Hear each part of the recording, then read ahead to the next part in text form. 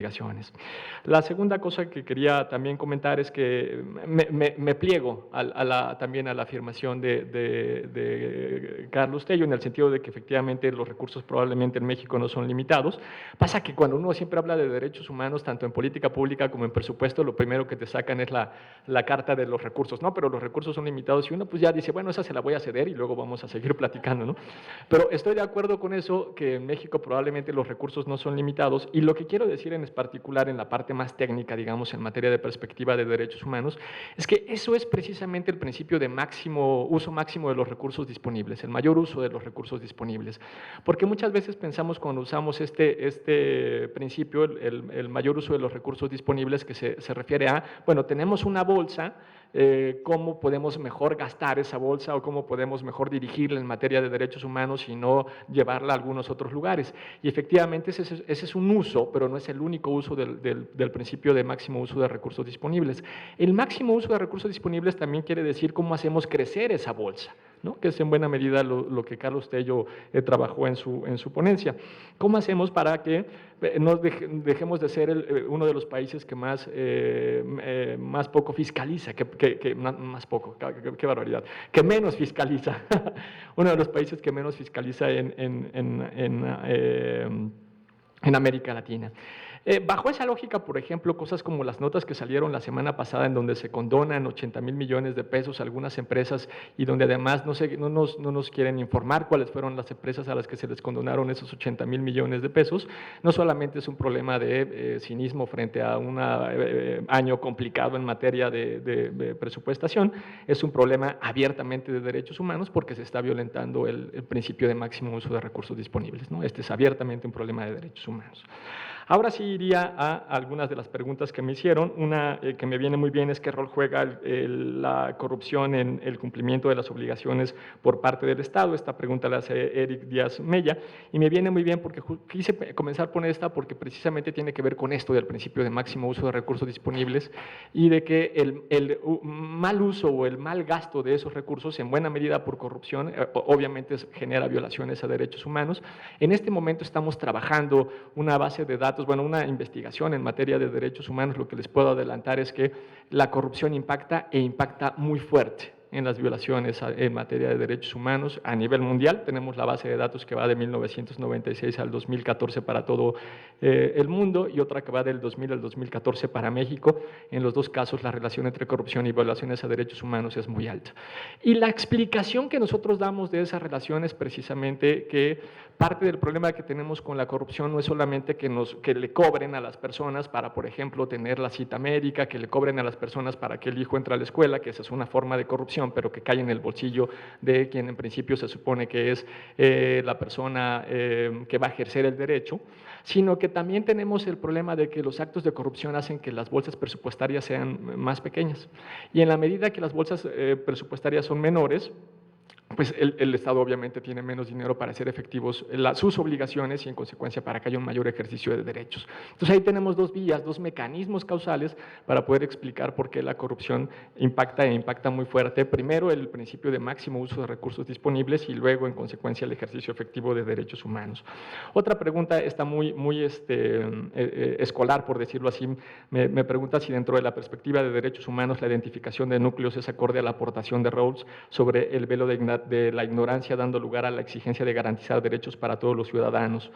Esta está bien interesante, fíjate, no lo había yo pensado, pero creo que tienes toda la razón en el siguiente sentido. Lo que hace Rawls cuando está haciendo su teoría de la justicia es crear, voy a ser muy breve en esto, lo prometo, es crear dos principios básicos, un principio procesal de justicia y un principio de asignación de justicia. Me meteré con el segundo, que es el principio de asignación de justicia, y ahí desarrolla otros dos principios, que es el primero, el de máximo expansión de libertades para todas las personas, pero en cambio restringe el principio de igualdad. El principio de la igualdad es únicamente ahí donde haya desigualdades, esas desigualdades tienen que generar ventajas para los menos afortunados socialmente.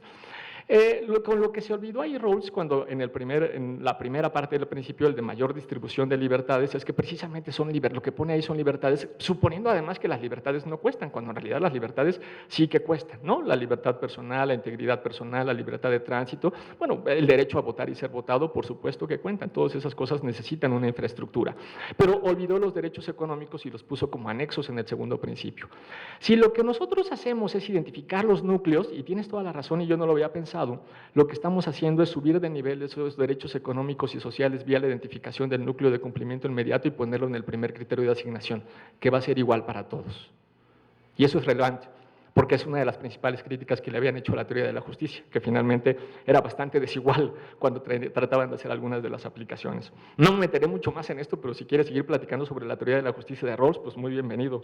De hecho, hoy me toca dar la clase precisamente de eso al rato. Entonces, hay un par más que voy a juntar que tienen que ver con el programa de derechos humanos del Distrito Federal, si desde su experiencia cuáles fueron las principales problemáticas que han enfrentado en la Ciudad de México, y otra que me dicen que yo no sabía esto, que el programa de derechos humanos del 2016 ya no tiene líneas de acción, al menos el del Distrito Federal. Dos comentarios sobre esto. Creo que la principal problemática ha sido simulación, lo voy a decir así abierta y claramente. Sí hubo mucho trabajo detrás, hubo mucha empatía, parece, en la formulación primero del diagnóstico, después del programa, incluso del proceso de la elaboración de la matriz presupuestaria, pero después reordenamos todo y finalmente las carencias seguían siendo más o menos las mismas y no logramos que hubiera una modificación de fondo. Ahí tenemos un problema porque es justamente como que todo cambió para que todo siguiera igual. Ahora, y justo por eso, y voy a la segunda pregunta, la segunda es desaparecieron las líneas de acción y me parece que es una buena medida. Justo por eso lo que pensamos ahora es que la programación de derechos humanos no tendría que ir tan a detalle. No tendríamos que hacer un programa que tenga 2.412 líneas de acción, sino lo que tendríamos que tener es un programa paraguas, en donde ese programa paraguas, como tendría que ser también el Programa Nacional de Derechos Humanos, lo que te tienen que especificar es cuáles son las expectativas que tienes, dónde empiezas, cuál es tu línea base y cuáles son las expectativas que vas a tener dentro de 6 años. Y lo que tendría que hacer ese programa es generar procesos de coordinación interinstitucional, que es uno de los principales problemas de política pública, y en esa medida también la creación de indicadores para hacer la evaluación, ya no de gestión, tampoco de diseño de política pública, sino la evaluación sobre todo de resultados, pero especialmente de impacto. En México no hacemos evaluaciones de impacto, esta es otra de las principales limitaciones. En esa medida, no veo mal que ya no haya líneas de acción. Esto no lo logramos hacer en el Programa de Derechos Humanos del Distrito Federal. El mecanismo de seguimiento y evaluación no hizo evaluaciones de resultados, tampoco está haciendo evaluaciones de impacto. Algo que nosotros queríamos hacer era establecer los indicadores justamente para establecer las líneas de base de los al menos 16 derechos. Eso finalmente solamente se hizo en un derecho y no se replicó. Y entonces, varios años después, casi 10 años después, no estamos en condiciones de hacer una evaluación de impacto. Y eso no puede ser en un programa de derechos humanos. La última, ¿quién determina y cómo el núcleo esencial de los derechos humanos?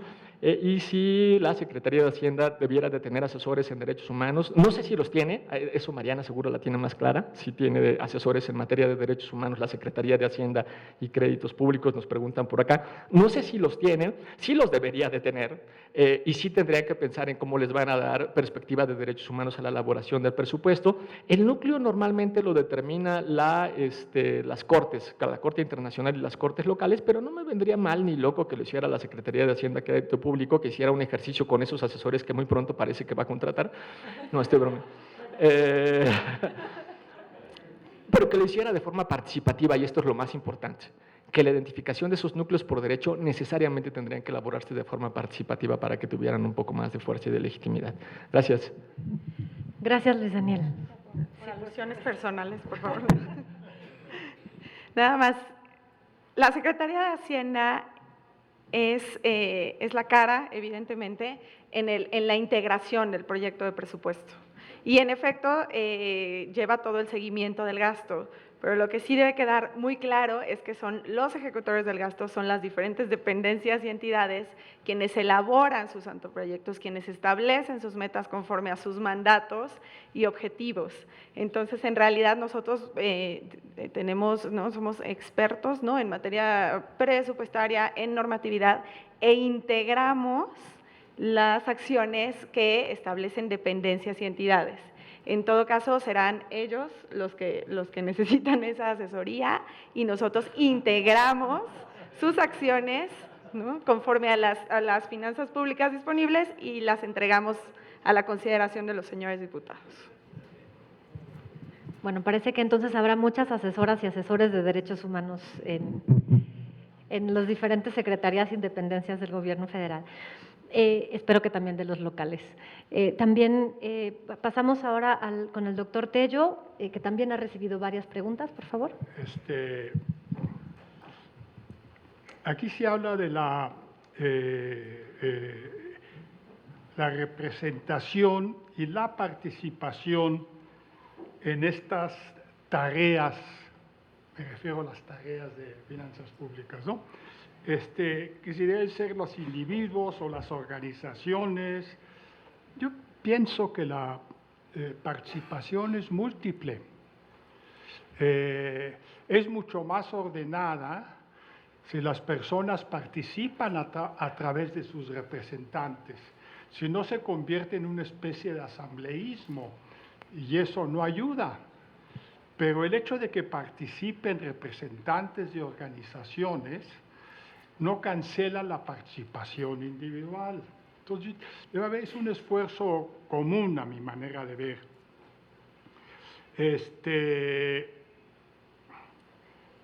Yo pienso que aquí se habla de que si es o no relevante la forma de gastar y asignar recursos en función, digamos, de un objetivo. Aquí se menciona como ejemplo el desarrollo sustentable. Yo creo que importan las dos cosas. ¿Cuánto se gasta y cómo se gasta? Las dos cosas. No es nada más de ver un aspecto, sino los dos aspectos. ¿Cuánto voy a gastar y cómo lo voy a gastar? Es parte de un mismo ejercicio. Doctor Tello, tenemos una nueva pregunta acá de Arturo Caballero. Comentar si hay una correlación entre generar ciudadanía y aumentar los ingresos del presupuesto. ¿Entre qué? Generar ciudadanía.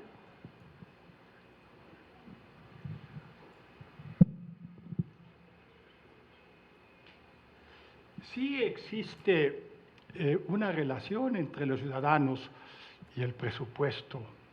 El presupuesto afecta a todos en todas partes y en todo momento. A todos es todos. No hay.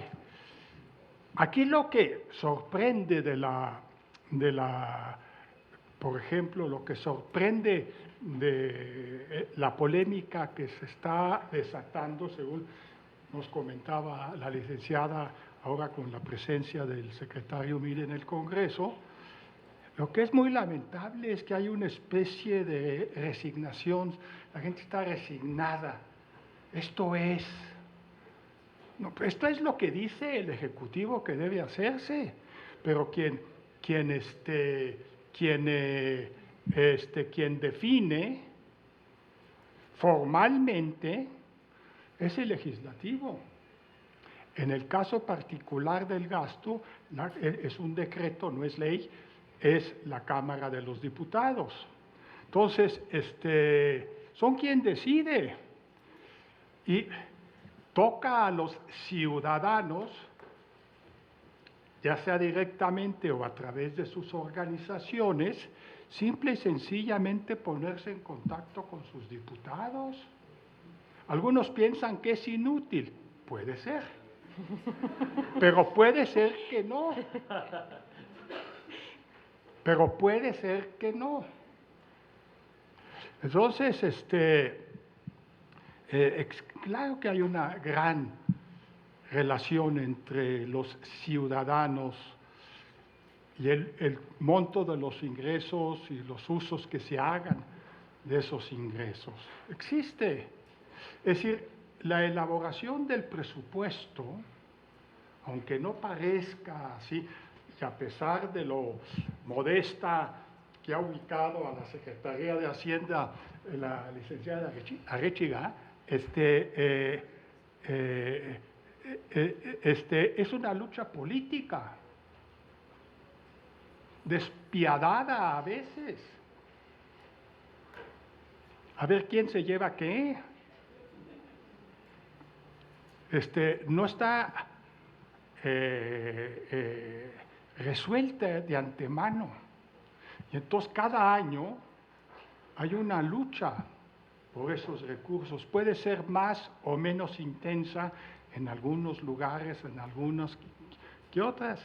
Por ejemplo, muchos diputados se conforman nada más con que les den los moches. Creo que es el 1% del presupuesto, ¿no? Es grotesco, ¿no? Pero sí es una disputa fuerte de carácter político.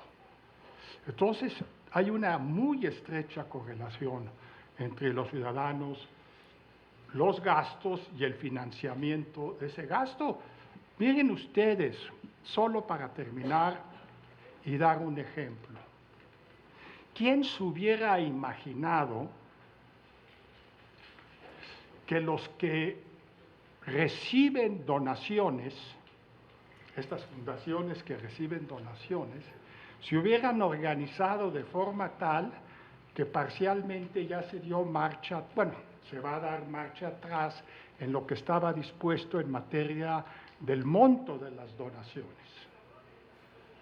Pues se organizaron, como también se organizaron los que daban alimentos a los cachorros, para que los alimentos a los gatitos y esas cosas no tuviesen el IVA. Pues esas sí no tuvieron este éxito. Pero los que dan dinero a las fundaciones y los que reciben el dinero, que son las fundaciones, muy ricos y muy bien organizados, lograron cambios. O sea, sí hay lucha entre los ciudadanos y los presupuestos, ingresos, etc.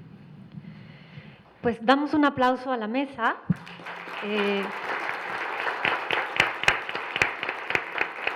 Muchas gracias por las participaciones, muy buenas participaciones, muy informadas y muy útiles.